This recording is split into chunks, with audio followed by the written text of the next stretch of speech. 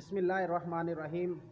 आज जिस मौजू पर मैं आपके सामने बात करना चाहता हूँ वो ये है कि आज हम छोटी छोटी बातों पर एक दूसरे को गुस्ताख कह देते हैं और हम एक दूसरे पर कुफ्र के फतवे लगा देते हैं।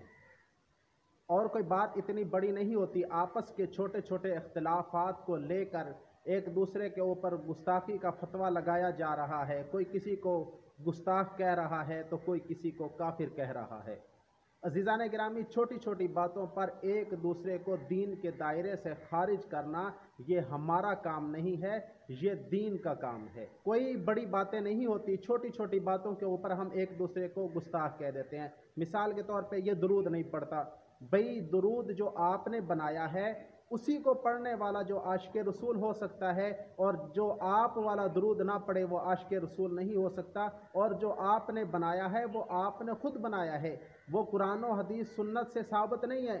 आपका दिल मानता है, आप पढ़ते हैं, हमारा दिल नहीं मानता, हम नहीं पढ़ते। तो अपनी सोच को दूसरे के ऊपर लागू करना ये दीन नहीं है। दीन ये है कि जो हमें कुरान और हदीस से मिलता है उसके ऊपर अगर कोई इनकार करता है किसी बात पे तो माना कि ये गुस्ताख है।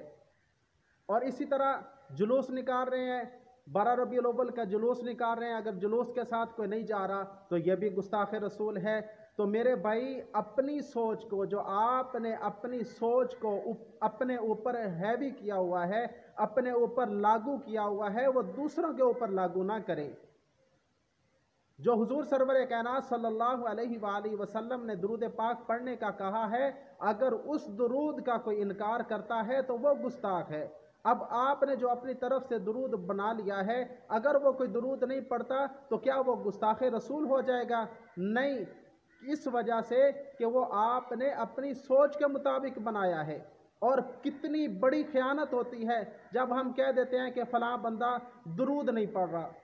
तो मेरे भाई, दुरूद कौन सा नहीं पढ़ रहा? ये बहुत बड़ी मिंबर रसूल पर बैठकर हम खयानत करते हैं कि फलां दुरूद नहीं पढ़ रहा।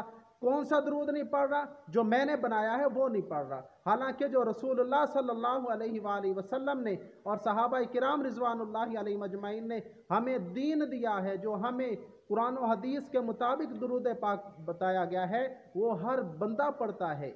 और कोई भी जो मुसलमान हो, जिसने कलमा पढ़ा हो ला इलाहा इल्लल्लाह मुहम्मदुर रसूलुल्लाह, वो गुस्ताख नहीं हो सकता।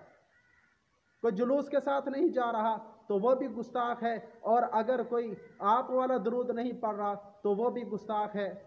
और छोटी छोटी बातों पर जो आपस के इख्तिलाफात होते हैं, उन इख्तिलाफात की बिना पर किसी को गुस्ताख या काफिर नहीं कहा जा सकता।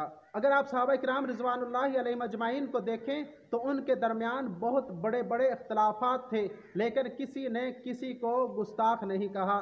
उसके बाद आइमा किराम की तरफ आ जाए तो इमाम आज़म अबू हनीफा रहमतुल्लाह अलैह, इमाम शाफी रहमतुल्लाह अलैह, इमाम अहमद बिन हम्बल हैं, इमाम मालिक हैं, इनके दरमियान अगर आप इख्तिलाफात को देखें तो बहुत ज़्यादा इख्तिलाफात हैं, लेकिन इन इख्तिलाफात की बिना पर किसी ने भी किसी को गुस्ताख नहीं कहा।